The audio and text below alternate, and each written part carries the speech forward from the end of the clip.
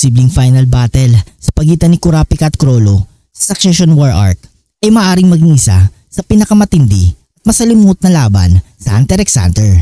Pareho silang may malalim na personal na motibasyon at nakatali sa mas malalaking kwento ng kapalaran at pagiganti. Ang laban ni Kurapika at Chrollo ay hindi lamang isang simpleng tunggalian ng kapangyarihan. Ito ay pinagbabatayan ng malalim na personal na sugat ni Kurapika at pagpatay sa buong Kurta clan, kung saan si Chrollo at ang Phantom Troop ang responsable. Para kay Kurapika, ito ang rurok ng kanyang pagiganti. Samantalang para kay Chrollo, maaari makita niya ito bilang isang laban na nagpapatunay ng kanyang kakayahan bilang leader ng Phantom Troop at isang paraan upang mapalakas pa ang kanyang reputasyon. Maaring gamitin ni Kurapika ang emosyonal na aspeto ng laban upang isentro ang kanyang diskarte. Kung magtagumpay siyang makontrol si Chrollo gamit ang kanyang chain jail, maaari niyang subukang painain ang isipan ni Chrollo sa pamamagitan ng pagbabalik ng alaala ng pagpatay sa Kurta clan. Samantala, si Chrollo bilang isang master tactician ay hindi nagpapadala sa emosyon. Ngunit kung hinarap siya ng isang Kurapika na puspos na galit at determinasyon, maaari itong makaapekto sa kanyang mga galaw at desisyon. Si Chrollo ay kilala sa kanyang skill hunter, isang kakayang magnakaw at gumamit ng iba't ibang nen techniques.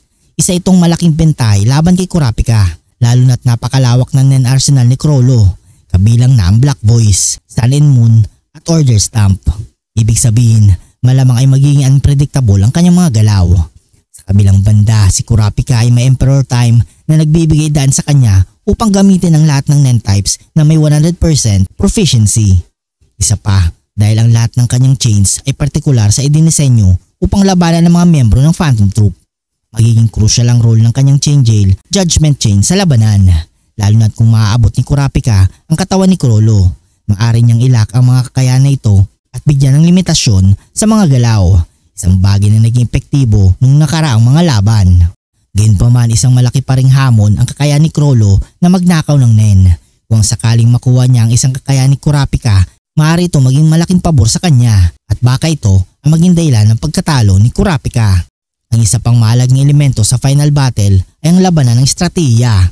Kung si Chrollo ay isang master strategist sa kanyang laban kay Hisoka, nakita natin kung paano niya ginamit ang kanyang kakayahan at ang kapaligiran upang makakuha ng bentahe. Inaasahan natin na gagamitin din ni Chrollo ang parehong taktika laban kay Kurapika. Maaring mag-set up ng traps o gumamit ng illusions upang lutuin si Kurapika. Kurapika naman, bagamat emosyonal, ay hindi rin basta-basta nagpapadala sa init ng ulo. Marami na siyang pinagdaanan na laban, kabilang ng laban kay Ovogin na nagpakita ng kanyang disiplina sa paggamit ng kanyang chains at pagpipigil sa kanyang emosyon. Dahil dito, may malaking posibilidad na magiging napaka-taktikal ng kanilang laban na puno ng mind games, paghahanda. Ang laban na ito ay maaaring magdala ng moral na tema. Parehong pinangahawakan ni Kurapika at Chrollo ang kanilang sariling mga prinsipyo. Si Kurapika ay driven ng kanyang pagnanasa para sa hustisya at pagiganti. Samantalang si Chrollo ay naniniwala sa kalayaan at ang karapatan niyang pamunuan ng Phantom Troop na walang hadlang.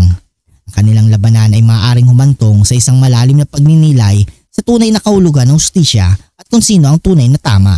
Sa uli, magiging mahalaga kung si Kurapika ay mananatiling nakatuon sa kanyang moralidad o kung mahuhulog siya sa parehong madilim na landas ng pagiganti na nagpapalakas lamang ng karahasan.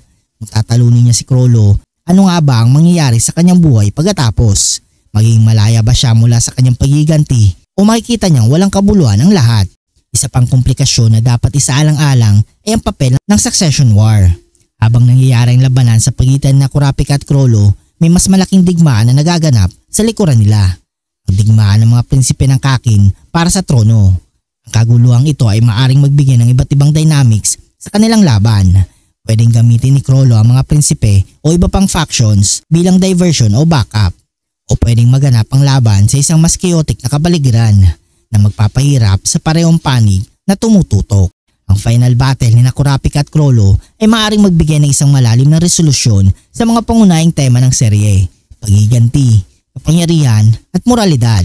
Sa estratehiya at kakayahan, parehong pantay ang mga laban. Si Chrollo ay may napakalawak na nen arsenal at taktikal na talino. Ngunit si Kurapika ay may mga special na chains na partikular na dinisenyo upang kontrolin ang mga miyembro ng Phantom Troop. Gayunpaman, maaaring magbago ang takbo ng laban batay sa iba pang mga elementong hindi inaasahan, tulad ng mga prinsipe o iba pang tauhan sa digmaan. Pagtatapos, ang laban na ito ay hindi lamang magiging laban ng lakas at kapangyarihan, kundi isang personal na sagupaan ng mga prinsipyo at emosyon. Ang resulta ay nakasalalay kung alin sa dalawang ito ang mananaig sa uli. Ang talino ba ni Crollo o ang pagiganti ni Kurapika? Kung nagustuhan mo ang video nito, huwag niyong kalimutang mag-like at subscribe and hit notification bell button para updated kayo palagi sa ating video. Maraming salamat.